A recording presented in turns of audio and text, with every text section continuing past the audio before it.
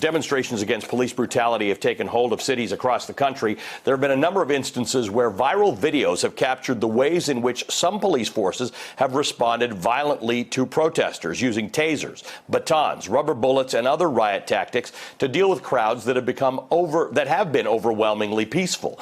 In another watershed moment, as communities grapple with the idea of reining in the policies and practices that local law enforcement use against American citizens. Joining me now is Captain Sonia Pruitt of the Montgomery County, Maryland Police Department. She's also the chairperson for the National Black Police Association. Kimberly Crenshaw joins me, professor at Columbia Law School and UCLA Law, and the executive director of the African American Policy Forum. And NBC correspondent Jake Ward joins me. Jake has been studying implicit bias and ways to reform police departments for some years now. Thank you to all of you.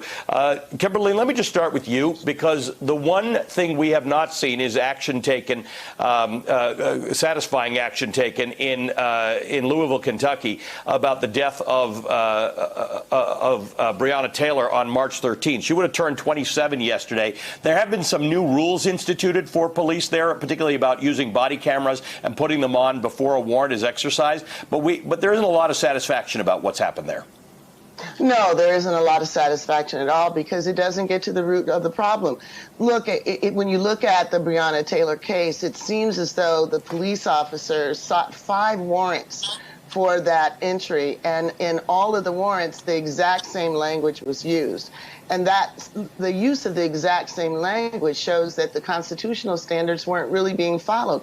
To use a no-knock warrant, you have to be able to attest that there are exigent circumstances that require you to actually be able to go in without a knock. Some evidence that the people there might be able to escape or might get rid of whatever the thing is, usually drugs. And the fact that each warrant said the same thing, and in addition, much of the information was a lie, shows that the existing constitutional standard, which is very, very minor, wasn't even followed in those cases. The reality is that there's no disincentives for using no-knock warrants, and really no disincentives for lying about it, because the police can still use whatever evidence they find. The exclusionary rule does not apply to no-knock warrants. So we're in a situation where all of the conversation about the body cams, that's just, icing on a pretty rotten cake. The problem is that the constitutional rules permit this kind of behavior.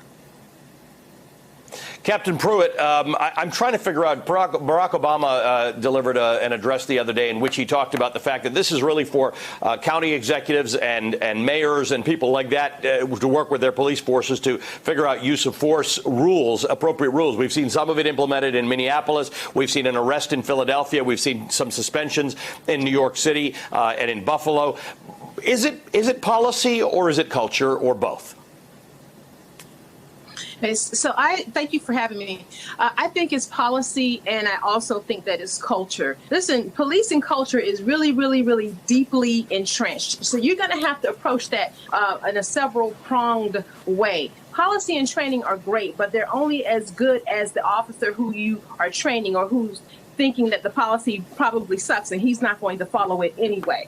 So we have to do some things that will force the issue. Some of the things that I'm talking about with my police peers is a national database, so that we can follow officers who have been violating their orders and violating the law.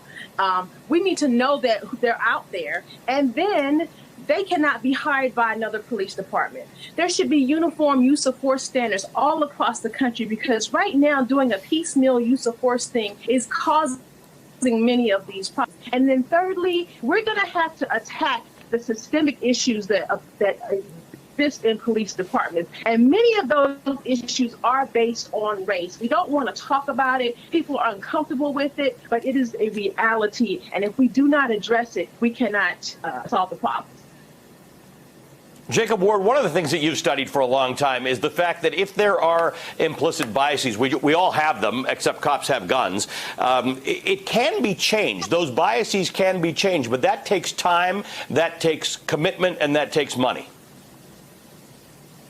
Well, that's right. And Ali, I would also argue that it also takes a national insight, right? What Captain Pruitt is speaking about there in terms of a national database is what experts are telling me is one of the most important first steps. I mean, I think the thing that Americans probably just don't realize is that the Department of Justice is not some overarching controlling system that sets national standards for police departments.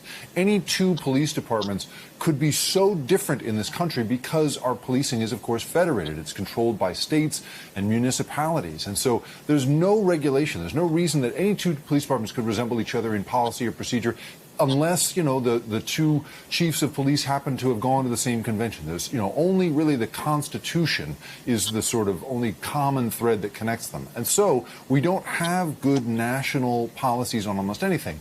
And implicit bias is certainly one of the things that has been, you know, the science is there. As you mentioned, it is in everyone. Our brains are shortcut machines. They tend to look at outsiders a certain way. It is the way that behavioral scientists understand our brains to work.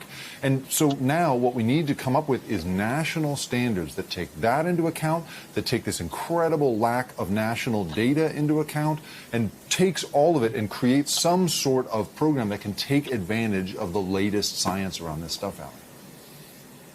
And we are watching protests around the world. You are seeing a gathering. I'm not sure what we're looking at here in Philadelphia.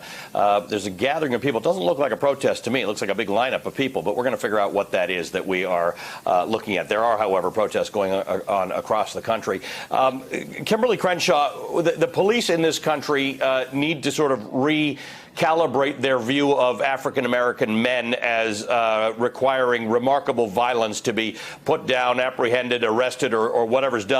One thing we don't discuss enough of, but you discuss a lot, is African-American women who face violence at the hands of police.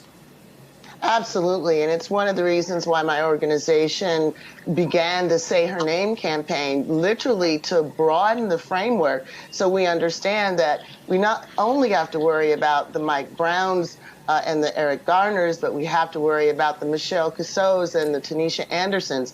And when we broaden the framework to acknowledge the fact that Black women are often also killed by the police. Just yesterday, we released a timeline that showed all the Black women, not even all of them, some of the Black women that were killed between the time of Mike Brown and George Floyd that people just don't know about. They just really don't know that Black women are also killed by the police. If you broaden the framework, you see that there are other circumstances that we have to really pay attention to. One is that police are often the first responders in mental health crises. They are the last ones to be able to respond effectively to mental health crises, because to a police officer, every person who isn't following their commands or doesn't want to get in the police car, regardless of whether they've committed any crime, and most of them have not, look like the same kind of problem for which excessive force is used. So Tanisha Anderson killed within 2 weeks of Tamir Rice. No crime, just a mental health crisis, and they did the same kind of action on her that they did on George Floyd. We don't know about it, and because we don't know about it, we can't say, you know what, we need another response to mental health crises. Fortunately, Fran Garrett, who is Michelle Cusseau's mother, was able to push through a kind of reform by insisting that someone's going to know what happened to her daughter. The only way we knew about it is that she insisted on taking her daughter's casket to City Hall. That, frankly, is how Say Her Name got started, and broadening that framework is going to help us make sure that women as well as men are able to have their stories told and the reforms that are implicated actually initiated. Thank you for continuing to push that issue. Take a look at the streets of London right now. This is just incredible, the number of people. I mean, this is not even it. That helicopter shot, as you've seen, it gets a lot higher, and the streets are full around Parliament Square. Captain Pruitt, let me ask you about this. In the streets, I have seen signs that some of them are quite derogatory to police. Some say abolish the police. Some say defund the police. But what I hear from a lot of people probably doesn't work well on a sign, but to what Kim was just saying, is some version of let's reallocate the resources so that there is adequate mental health care, so that there is adequate intervention, so that everything isn't looked at as a hammer and a nail, and maybe that will relieve some of the tension. How do you look at this? Because there are people calling for funding for police to stop. Sure. So, I think it's perfectly reasonable for for the people that we protect and serve to question what we do with the money that we get. So everybody doesn't know what a police line item might be. There's several things that you could be responsible for in a police department. But when it comes to training and hiring and what types of things are you putting into de-escalation and use of force, what kind of power, that does come from money. And so, yes, I think that is perfectly reasonable to be questioning that. And not only that, but if the public who we work for are not happy with what we're doing with the funding, then they get to say, well, maybe we want to look at this a different way. I saw where in Minneapolis, they're taking a look at how the structure of their police departments. And in LA, they are defunding the police department. That is something that we should expect. The people are for us and we are for the people. If we do not work hand in hand, none of this is going to work.